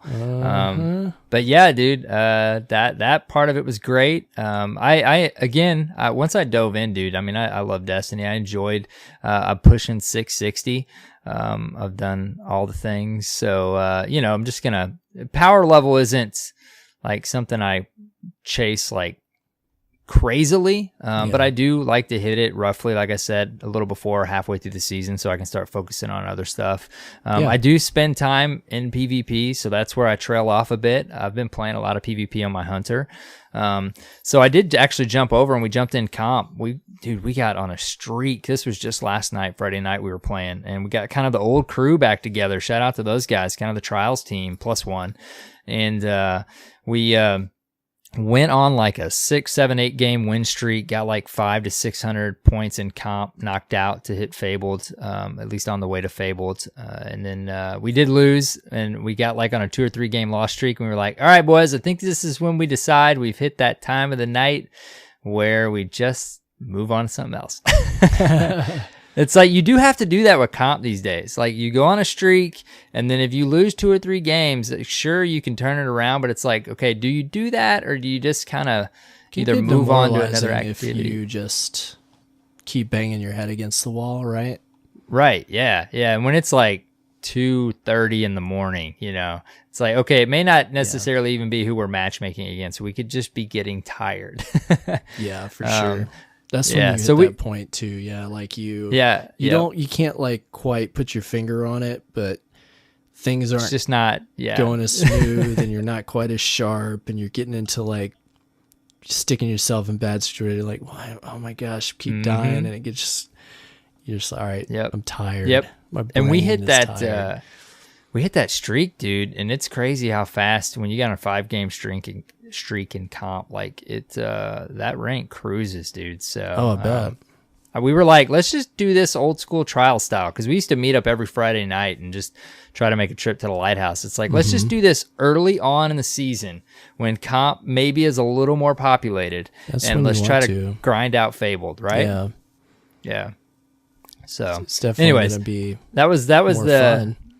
Oh yeah. That was the destinies for the week. You're gonna laugh, dude, but I won't spend too much time on these other games, but I don't know what it was, dude, but something I didn't even think it was gonna be a month to maybe, if at all, out.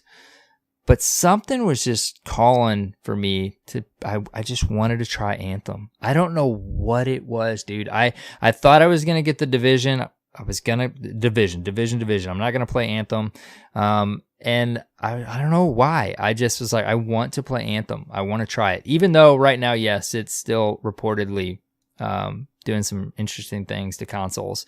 I didn't know that when I bought it, but that's happened over the last few days. Anyways, It's fun, man. Like there's so much negative energy on that game, and I get it. A lot of it's in game. There's some core things, quality of life things that could be adjusted, like not being able to change your loadout on the fly. Like you have to do it at the hub, and then you're stuck with it with the mission that you're doing. Yeah. Some people like that. I get that. Like you optimize your build and then you go do the thing. I heard that argument. I kind of understand that. But the actual, I'm so far from in-game, so that part of it's not affecting me. But the actual like gameplay, the game itself is fun, dude. The abilities are fun. It's a good time. And I don't know. I'm just gonna casually play it here and there, especially with the new season of Destiny out. Of course, it's my main game, but I have enjoyed. I think I'm level 9 or 10, maybe. I've enjoyed what I've played of it, so I think I might let like the season, phase to where maybe I'm doing some side stuff in Destiny, and I might sprinkle in some more Anthem. But I'll report on that, in the weeks to come. But I am enjoying it so far, and then nice. I fit in some Apex. And totally random, but I think I spoke on the show many episodes ago that I just haven't been able to get into Warframe. I decided I was looking for a Switch game, dude. I'm always looking for a Switch game. Like, I don't have time to play. Warframe's on Switch now. Yeah, it's on Switch, dude. And like, as our listeners know, I'm sure, like, Destiny almost consumes most of our game time, but we do sprinkle other stuff in here and there, and it's easy to do on Switch, and I'm always looking for something to play on Switch. And I almost bought Darkest Dungeon because I have that on PS4, and I think there's a sequel coming out, and it's a super fun game. But I don't know if it just came up in my YouTube feed. I watched a video just randomly on Warframe, and the creator said they played primarily on PC, and now they almost 100% play on Switch. And I actually had it downloaded. I played like the first mission, and I'm like, dude, I just don't know about this game. But just in the last like 2 or 3 days, I watched that video. I've watched some beginner's guides, and I've heard so much about people that like Destiny also have liked Warframe. And I'm like, if there was ever anything you could play and it's free on the Switch, and you can like looter shooter, jump in, run something, farm something, turn your Switch off, like I'm gonna give it a shot. And right now the stage I'm at with it is I've played like 4 missions. I kind of see it. I kind of see how it would be fun on Switch. And from what I understand, it takes a while before you get to like the really fun, like loot aspect of the game. So I'm gonna try and stick it out. I'm gonna see if I can stick it out on Switch and get to that point and see if maybe it will become my Switch game. Nice. 30 minutes of play before I go to bed or something like that. Yeah. Anyways, I won't trail off on those other games too much, but that's what I've been doing this reset. A lot of Destiny, and I somehow sprinkled in all this other stuff. I don't know. I don't really know how I did it. Other looter shooter. Crazy, dude. I can't games. That's the thing, dude. Like now I don't know if I'm going to get the Division because I got Anthem. I don't even know everything. I don't know how I'm going to balance Anthem with Destiny. You got to get Division 2 on PC and you can come and play with me and Blue. Yeah, dude. And I would love to. And I was getting the Division. I wasn't getting Anthem because I love those modern shooter, especially the Division just like calls for me too, dude. But now I'm like, I may just have to wait, dude, because there's no way I can't even like Anthem is just going to be like a side thing when I'm not playing Destiny. So I don't even know how I could balance the Division. That's what I'm going to do with Division is going to be like my fun PC game and a game that I can play with friends that don't play on Xbox with me. We all have PCs and can play together since I can't ever see myself running multiple characters of Destiny anymore. So that's why I'm planning to play that, and it's fun. I played the open beta last weekend some. Played it some too, and I played the closed one too. But it seems like it's going to be a fun game just to stick my head in and it's a cool dude. I just love that setting. I love that setting. The third and the third person like the kind of modern original came out. It just the game didn't quite click with me, but like I love the setting and the idea behind it and stuff. So I may end up getting it, but it may be at the expense of not playing something else. I do want to say something's got to go. Any of you listeners out there that do play Warframe, please tweet at me at AER0KNIGHT and like tell me why you think I would enjoy it on Switch, because I really want to try and stick it out. I think there might be something there for me on that game on Switch. People love it, man. I just know it's a game that like takes a while to get your feet wet in, and it helps a lot if you have like a veteran that can kind of shepherd you through, show you the ways. Like dude, I'm watching the videos. First, like 100 hours can be kind of not. It's a game that has a lot of depth but doesn't do any hand holding. So you're just kind of like, wait, okay, what? Yeah, I'm already watching the beginners videos and the mod system and how you like the mastery and the masterworks, and it's like I feel like a brand new Destiny player, man. I bet, man. Anyways, you forget how much goes into these games. Dude, I know, right? You do, big time. I feel lost, but that's okay. It's fun to research games. But what'd you do in Destiny, man? Sorry, I'm trailing off these other games. Exploring all this new content. Still don't have 1,000 voices. Oh, dude. You're going to get it. I've got 2 more keys I can get this week, so knock on wood. And what else, man? Chasing more triumphs, knocking out little triumphs here and there, and finding all the new lore pieces. And, I mean, just trying to kind of, like, I don't know, when the season dropped, I just kind of felt like all over the place, man. I think one of the downsides of this content format is, especially veteran Destiny players, you were so used to being I guess like guided through everything a lot more directly. You load it in and it said, okay, go here, and you start a story. Right, and you went story mission to story mission. Then you picked up some quests, and you did that, and there was stuff to do after. And then you ran some strikes, and then you would check out the new raid. Like everything was much more linear, and now you have like a lot of choices. And even we were talking about raising power and the power grind. Like there's so many different places to do that power up. Like there's so many powerful engrams you can chase after. Just that alone is like, okay, wait, what do I do now? Okay, I can go here. I can go to the Dreaming City. I can go do Ada stuff. I can go do all the thing, dude. Is like even stuff. Ada. Because I had a moment where I was like, wait, can I go do Ada stuff as well? Yeah, I mean, there's that too. So I just, beyond that, the new content kind of has its own loop, and you have to kind of figure out how that's supposed to go. And so I just felt really kind of just spread out, like, oh my gosh, like, what do I want to do now? Like we're literally sitting in orbit, and I'm like, okay, what are we doing? Like, where are we? What? Nobody, they're like, I'll do anything. I don't know. What do we do? Yep.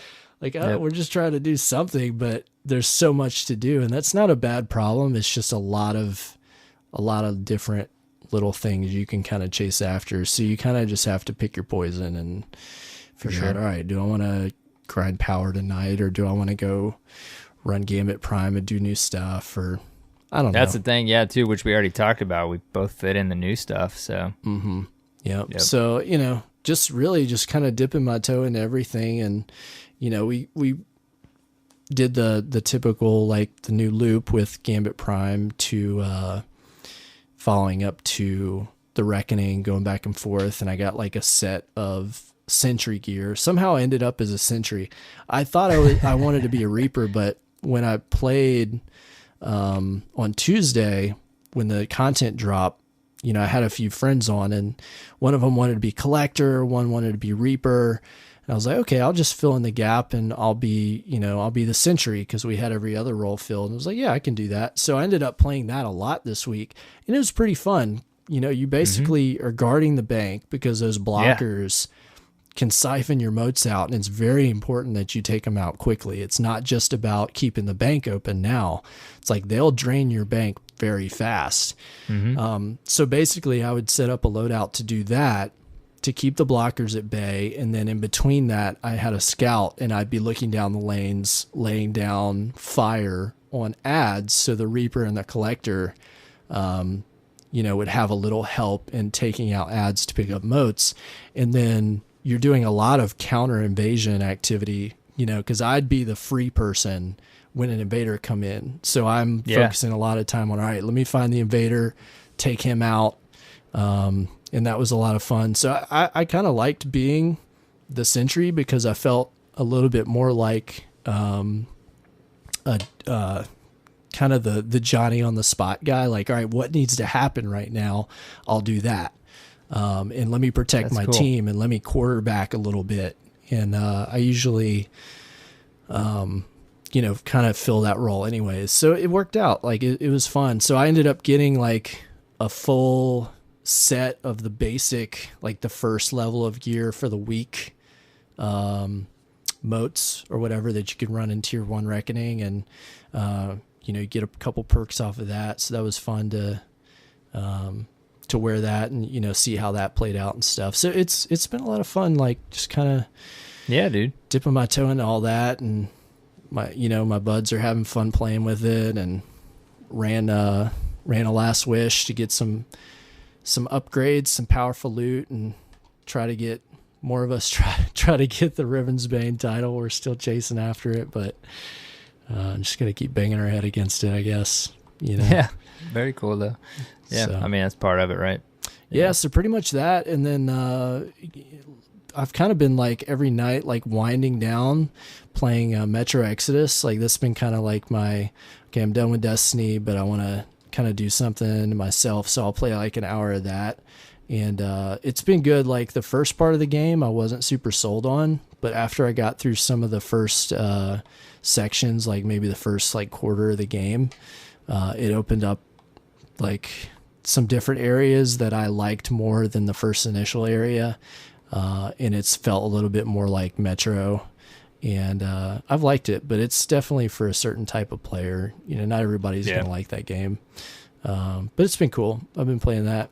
And then, awesome. I mentioned I played the Division 2 open beta for, a couple hours here and there with some friends and checking that out. Nothing terribly different between that and the closed beta, but I wasn't able to play that on PC. But so I was able to play the open beta on PC, and it runs like a dream on PC.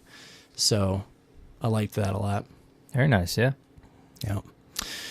Well, that's my reset, man. We're getting close to time on this episode, so I guess we better wrap it up. Yeah. Just realized how far we went off on some lore tangents and some other things. Well, you want to do some Dirt Fam discourse real quick? Yeah, we got a couple emails here that are just kind of, we got a Crimson Bond email, and then we've got kind of a wrap up to Black Armory, just some thoughts on the Black Armory. So let's you want to do that first read those here. Yeah. Do WVU Avenger with the subject line Forge.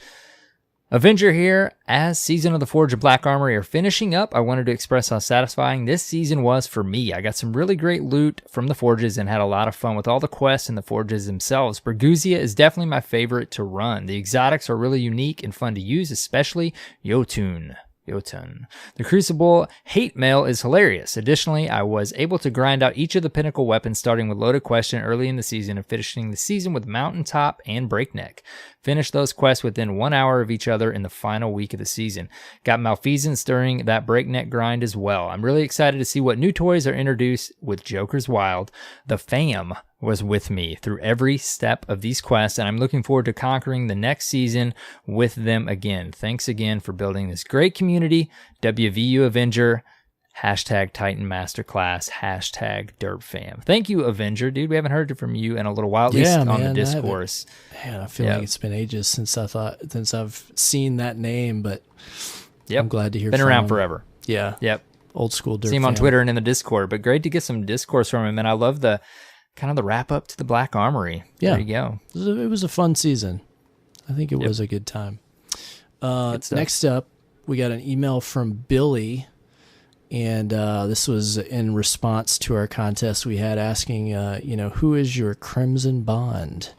And so he sent us an email as an entry for that, and he said, my Destiny BFF is a guy from work, Duke Lukums. He played D1 and D2 and kept telling me how awesome the games were. I'd never played but gave in and got D2 in October for Xbox. He plays PC primarily but sacrificed his PC time to play with me and teach me the ropes on Xbox. Needless to say, I immediately became addicted. I ended up getting a PC for Christmas and as of today, now max light level on PC, and I'm teaching some other friends the ropes on Xbox. The best part of all of this is that this guy and I have become good friends. I'm not sure if we would have been as great friends outside of work had it not been for D2. Love the show. Keep up the good work, Billy. Man, that's awesome. That's true friendship. Leaving your main account to slum it on the another true test on another system, man. That's awesome. And he's paying it forward by doing the same for friends. So. Yeah, that's super cool, man. Very cool. Thanks for that email. I think my favorite end game is the friend game. Oh yeah. As much of a meme as that is. DJ's friend game. Yep. Couple of great emails there. Yep. All right, that's our Dirt Fam Discourse this week. We've got some more. Don't worry if you've sent us some. We've got some other emails that we're going to fit in over the next several episodes. We appreciate you guys sending them. And if you want to send us some of your own Dirt Fam Discourse, you can do so. Email us destinyresetpodcast@gmail.com or SpeakPipe, which is like a voicemail, speakpipe.com/destinyreset. There you have it. All right. And do we have any patron shout-outs this week, Air Knight? Yes. For Dirt Fam patrons, we got to give a shout-out to Egginator. Been in the Dirt Fam for a little while now. Big shout-out for that PayPal donation. Thank you so much, He's been Guardian. very generous in some donations to the Derp annual budget. And yes. We appreciate that very much. So, if you don't know what a patron is, go to patreon.com/destinyreset. And for as little as $1 a month, you can support the production budget of our show. If you do so, you get a couple perks. You get a shout out on the show. You get your gamer tag on our website. And finally, you get an invitation to a Discord channel just for Dirt Fan patrons and supporters where you get to ask us how we like our eggs and what's our favorite chips. All that random stuff. I just thought too, I got to say, just in case I goof that up, I feel like it might be Egginator. It might be. I mean, we've probably been saying it wrong for years and we'll just never quite get it right. But there you go. If we might have said it the right way there, or we just said it the wrong way with the last one. That's Buddy, okay. if you're listening, just send us an email and tell us again, probably for the 5th time, how to pronounce your gamer tag. Yes, sorry. We'll work on it. Sorry. All right, man. There you have it. I think this is the show this week. Where can people find you on the interwebs? On the interwebs. You guys can find me on Twitter and YouTube primarily. It's AER0KNIGHT with a 0. What about you, dude? Perfect. You can find me, CyborgSasquatch on Twitter, Mixer. Finally, you can find us at Destiny Reset on Twitter. Give us a follow for all the updates on the show and news on Destiny and Bungie stuff.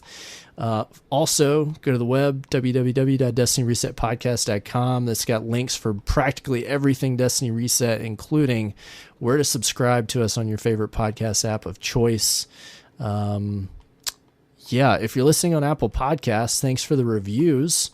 We always get a steady stream of reviews to a lot of very helpful Guardians leaving us their feedback. If you haven't left us a review and you're listening on Apple Podcasts, please take 30 seconds and go leave us a review.